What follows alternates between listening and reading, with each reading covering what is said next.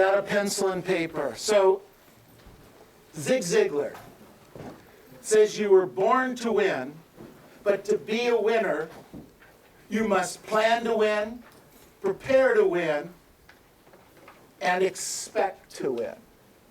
Plan to win, prepare to win, and expect to win. Zig was born in 1926, and he just passed away last week in 2012. He was actually born Hillary Hinton Ziegler. Hillary Hinton Ziegler was his name, and he was the 10th of 12 children from Yazoo City, Mississippi. Now,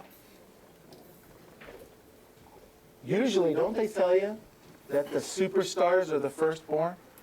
Did I tell you that? So all of us that weren't born first, second or third or fourth or fifth, 10th out of 12. 10th out of 12. Yazoo City, Mississippi. Now, if you're from Yazoo, anybody here from Yazoo City? Anybody here from Mississippi? Yes. Really? Other than Kevin. Are you really from Mississippi? Are you really? Jackson, Mississippi. Good for you. Good for you. How close to Yazoo? Well, it was in the obituary, so I wanted to share it with you. Good job. Zig served briefly in the Navy in World War II and then began as a salesperson for many years out of the Navy. But he wasn't successful, really successful, until he started in his mid-40s.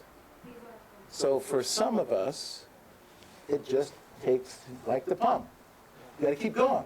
You got to keep going. You got to keep going. But he started to really gain some momentum and success in the mid-40s. And there's some sayings that he had that I had written down that were important to me that I wanted to share with you, and maybe we could explain them to you. One of them, not necessarily in any particular order, one of them he said that remember that failure is an event, not a person. Failure is an event, not a person. He said everyone fails one time or another, and it can often feel when you're failing and it's not happening for you, like you can't recover from it. This is what Zig is telling us. You know, he says, how many times have you had the wind knocked out of you because of failure, only to discover that a little ways down the road, it wasn't so bad? And he uses the example of Walt Disney. He said, the question was, is Walt Disney a failure? Not by our standards. Walt was fired by the newspaper editor because he lacked imagination and he had no good ideas. True story, okay? Walt Disney went bankrupt several times, and so would you call him a failure for doing that? I mean, people go bankrupt. People have tough times. Certainly Walt Disney did. Walt Disney took his failures and built on them, and now we have on his back the largest media conglomerate in the world based on his visions, his ideas, his failures.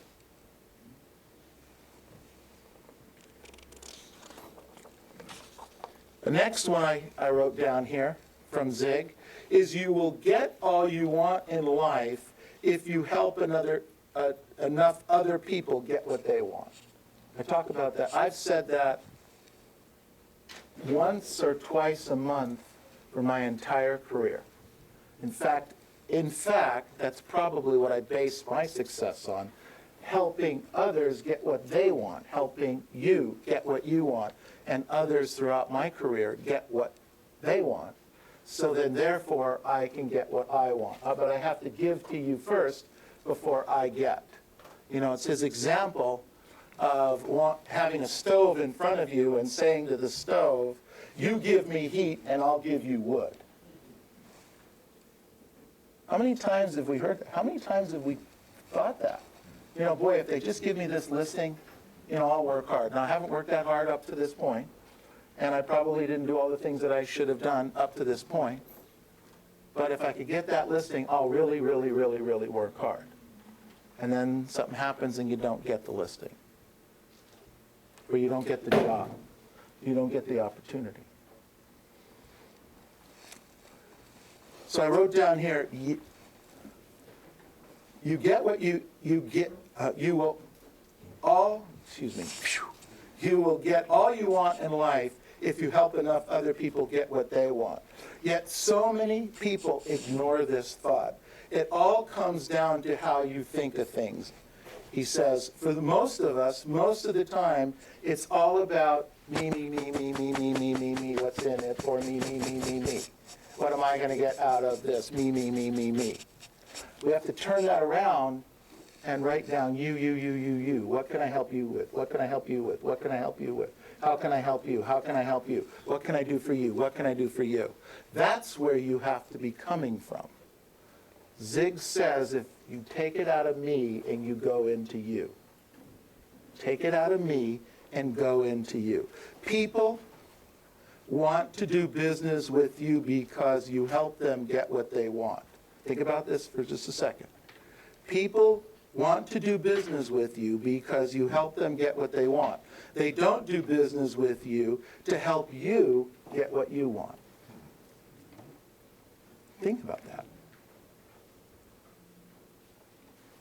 Do they do business with you because you want to buy a new car? In fact, if they think you have what we call commission breath, they run the other way, don't they? Yes. I need this deal, I gotta have this deal, I need this deal, I gotta have this deal. You don't understand my house payment, I gotta have it, I gotta have it, I gotta have it. You might be, by the way, the best person for the deal, but you're coming to it from the wrong place. They reject you.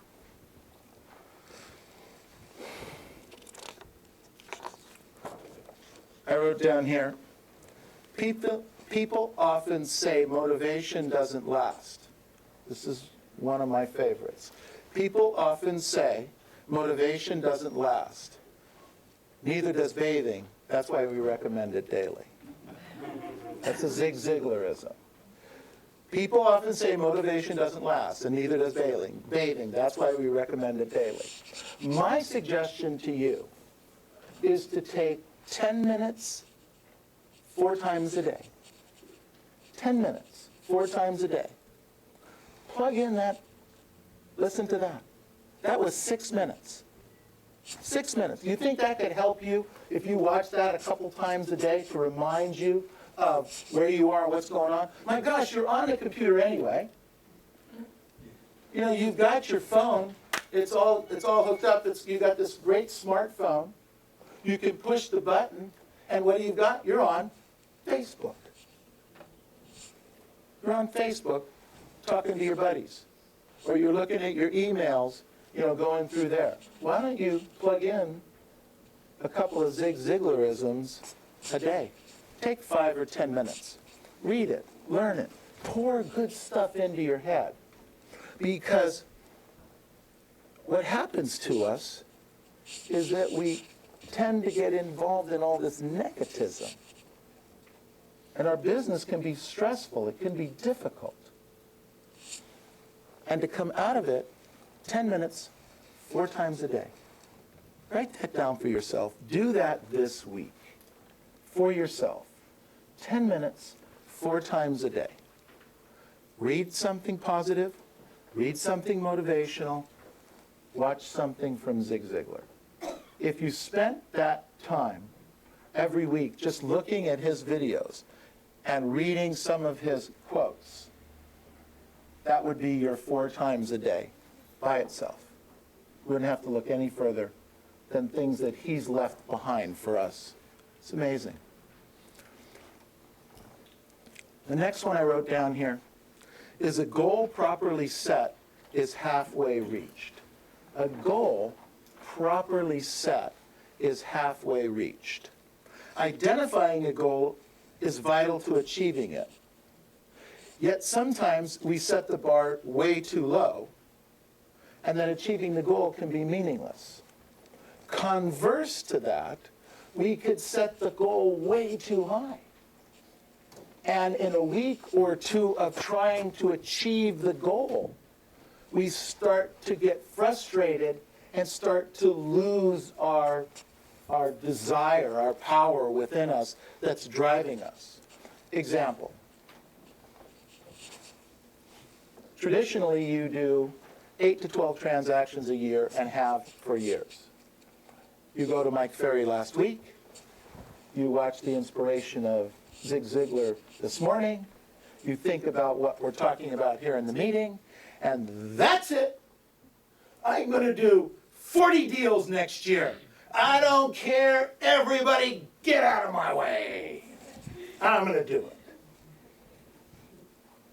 You ever had that moment? Absolutely. We've all been there. We've all been there. Now, we know how to do 10 and 12, and maybe we could push it up to 15 to 18, but 36 to 40 is a whole nother animal, isn't it? Can be done, but sometimes we'll get discouraged on our way to the goal. So if we're not on track to do the 3 deals and we're only on track to do the 1 deal a month, then we start to get discouraged and we start to lose the emphasis and the focus. And then we fall off the track. Now, let me share a thought with you.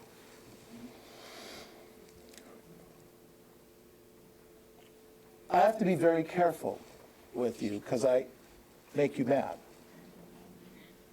Because when you come to me with the revelation that you're going to go from 12 transactions to 40, or sometimes 50, or sometimes 100, and I try to hold your feet to the ground and say, let's do 24 first, you get mad at me, don't you? I don't have faith in you. You don't trust me. You don't think I can do it. And all I'm trying to do is right here. Trying to help you be realistic with the goal so that you don't frustrate yourself. Does that make sense? So when your coaches, when Bill and Frank and Diane and myself talk to you about that, as we go into the balance of next year, do me a favor. Don't beat us up. You're talking 100 and we're talking 50 and you've only done 12. Okay? We're on your side. Does that make sense? Yes. All right, good. The next one is your attitude, not your aptitude, will determine your altitude. Who's heard that before? So a few of you have heard it. Your attitude, not your aptitude, will determine your altitude. That is Zig Ziglar 101. So let's break it down. Let's talk about attitude. The manner in which you approach any situation is critical to the results you're going to achieve. He says if you can maintain a positive attitude, you will always be able to find the upside in almost any situation. Now, there are some people in this room that don't find the upside in any situation. Things are going great, and you're worried they're going to stop. You know what I'm talking about. There are some people like that in life. We have to turn that switch, turn that channel, get focused on what's possible. It's our attitude that helps so much. Your attitude determines your mindset. It's the foundation on which your responses to everything sit. The attitude you choose will determine how effective you are. To maintain a positive attitude, it's important to believe in these things. Write these down. Number 1, believe in choice. You must believe in your ability to choose your attitude and your responses in every given situation. Otherwise said, it's not what happens to you, it's how you react to it. It's not what happens, it's how you're reacting to it. The second one is when you believe in possibilities, it opens your heart and mind to new worlds. When you believe in possibilities, he says it opens your heart and mind to new worlds, some of which you have only imagined. The mindset significantly impacts your attitude in a positive way because when you're open instead of closed, your experiences are richer and a lot better. Your experiences are richer and a lot better. And the third one is you have to believe in your future. Your attitude will be affected by the hope for the future. If you have hope for the future, that's what's going on in the marketplace today. Up until February and March of this year, there was not a lot of hope. Couldn't see the market. Not only, most of your clients couldn't see the market, but you started to see it a little bit. The market started moving a little bit. We started doing a few more transactions. Deals started closing. Lenders started to, the problems of each transaction started to go through. I mean, it took us, think about what I'm going to say. In 2004, maybe my lender friends here can help me. In 2003, 4, 5, and 6, you had to do a fog test to get a loan through, correct? Yes. Does that sound right? Yes. Okay. So a lot of people came into the lending business without any skills. All they did was have a lot of mirrors. No, seriously. Think about what no skills to close a deal. No skills to package a transaction. They didn't have those skills. They had sales skills, and they had fog skills, and they had mirror skills. So all these lenders were in the business, and then in 2007, about mid-2007, 2008, all those loans went away, didn't they? 2008? 2007. No more undocumented, is that what they call it? No more stated income, thank you. No more stated income loans, period. Done, over. So we had real estate agents that were only trained on doing stated income transactions, and we had lenders that were only trained on doing stated income transactions, and all of a sudden the whole market, and there were zero, not one stated income transaction. I remember it was like each bank was shutting down every month for about 3-4 months on those loans. Kaboom, kaboom, kaboom. Anything that's in the pipeline by this date will be funded or considered. Everything after that, no way. And it was like in a 3-month period, we went from here to here. So we had all these lenders that didn't know how to package a loan, create a loan. You had to qualify. Yeah, whoa, that's a new concept. Truly a new concept for realtors and for lenders. Back in 2007, 2008. So we freaked as real estate agents, and the lenders freaked out. And the loans were impossible to go through. Not that they were impossible to go through. No one, or very few, knew how to package them. Very few knew how to package them. Underwriters that were approving loans had been doing stated income loans and didn't have to figure out how to package them. So we went through this whole thing, 8, 9, 10, 11, with the shakeout of the lenders, the changing of the rules, and now you've got lenders that know how to package transactions, and you have real estate agents that understand the concept of what's needed. Well, some of each. But you get this? So the market now, and our inventory's dropping, our interest rates are low. It's a perfect storm. We have people that can do the transaction if you're out there doing what needs to be done. So there's this hope and this dream. I mean, you wake up in the morning in 2008, 2009, 2010, you hoped you were going to have enough money to pay the house payment or try to move money around or whatever. I mean, it was horrible. It was ugly. Ugly. Everybody was spending time just in this mode right here like this. Everybody was hunkering down, hunkering down, hunkering down. Now that's kind of moving out. A lot, actually. Biggest problem right now is there's not enough inventory, right? Say yes. Yes. Yes. And yet you still work with buyers. Are you guys nuts? Are you guys nuts? Why would you work with buyers when there's not enough inventory? Logic, just business logic. Logic 101. Solve the problem of the marketplace. What's the need? Inventory. He or she who has the inventory wins. Period. End of story. Actually, that's the way it is through this entire business all the time. But right now, it is so in your face, it's like oxygen. It's like so needed, it's like oxygen. And yet, some of you are still showing property to buyers. Mike talked about that. Unless they jump through your hoops, they're completely qualified emotionally and financially.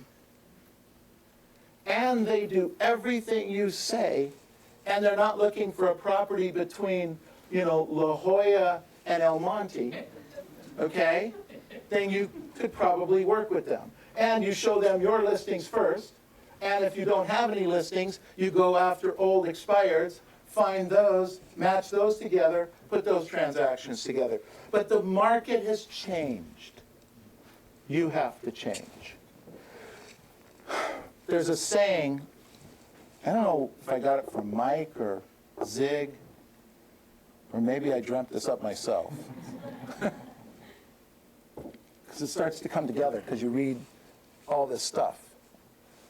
Maxwell, John Maxwell's book, fantastic. If you continue to do what you've always done, you will continue to get what you've always got. Everybody gets that, right? Okay, you have to put a line through that because that's not so anymore. What's so is if you continue to do what you've always done, you won't get as much as you got before. Because now you have to do more. So you get where I'm going? So if you're okay with making 10 or 12 transactions a year, and you do it based on the formula that you've had in the last couple of years that'll get you 10 or 12 transactions a year, and you continue that formula, you're starting to see you're not doing as much business, right? Yes. Is it starting to fall off a little bit? So you're what's going on? You're a little frustrated, you're a little annoyed. Well, I'm door knocking, I'm phone canvassing, I'm doing this level, but you didn't move it to this level. You have to move it up. You have to move it up. Continue to do what you've always done. You will get less than you've gotten in the past. That is what the truth is in our business going forward. He said, if you have no hope, then your attitude will be one of pessimism and cynicism. If you truly have hope for a future, a better tomorrow, your attitude will reflect it, and so will your choices. The next thought is aptitude. Attitude, aptitude. Your aptitude determines how well you do something. It's the level of your abilities that will sustain you and sustain the fire of your attitude. Okay? If you do not seek to improve, this is Zig Ziglar's words, not my words. Okay? So this is not me saying it, that was that guy saying it. All right? Because when I say it, you don't listen. So pretend it's Mike Ferry or Zig Ziglar or John Maxwell, all right? I get it. I've spent 40 years living with this. I go see a shrink all the time, and how come people don't listen to me? And I feel bad. If you don't seek to improve your skills or use your gifts, then you will continue to struggle. The more you struggle, the harder it will become to maintain a positive attitude.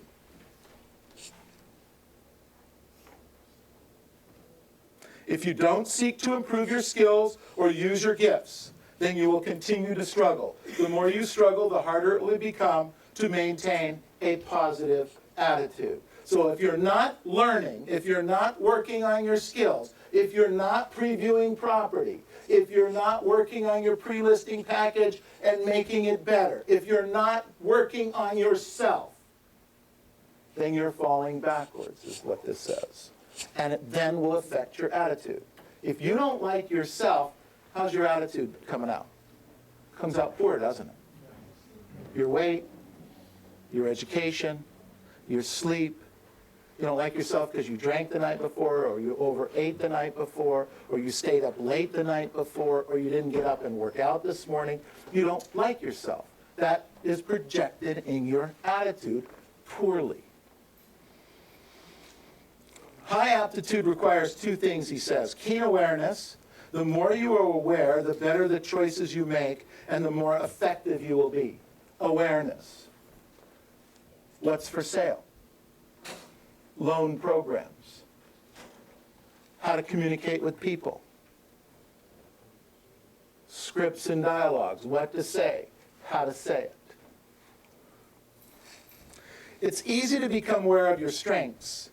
He says, however, becoming aware of your shortcomings is more difficult because we don't want to see ourselves in that light. We only want to see ourselves here, so we don't see our shortcomings. Take a look. Analyze it. Where could I work on? What could I work on?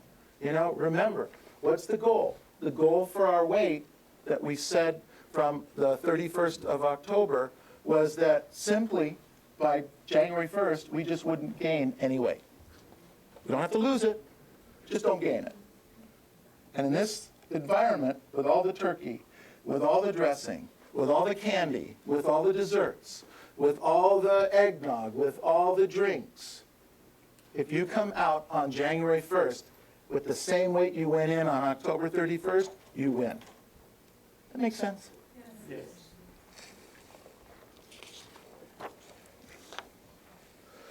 And he says, practice. So we have keen awareness, and the other one is practice. Practice, he says, truly does make perfect, but it has to be perfect practice. Don't practice junk. Don't practice lackadaisical.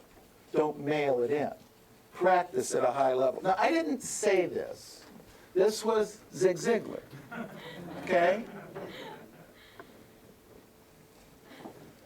The more you do something, the better you become at it, the more success you achieve. High aptitude comes from doing and acting on things you learn. Acting on things that you've learned. And then the third one is altitude. Your altitude is about the heights to which you can grow. We all have potential to reach tremendous heights. Just, do me a favor. Write that down. I have more potential in me. I have more potential in me. I have it. You have it. That's one of my biggest frustrations, is that I think you're capable of far more than you think you're capable of. And then you cut corners. I don't need to know all the scripts. How about if I just know some of the scripts? I don't have to have the best presentation. I just have to be an okay presentation. If I get in front of people, people love me. I'm good. Maybe you're not so good if you find somebody that's been practicing. You know what I say? Somewhere, someplace, someone is practicing. And when you meet them, they will beat you. Be careful out there. Market's getting better. So are the agents. They're getting better. They're getting stronger. They're getting it.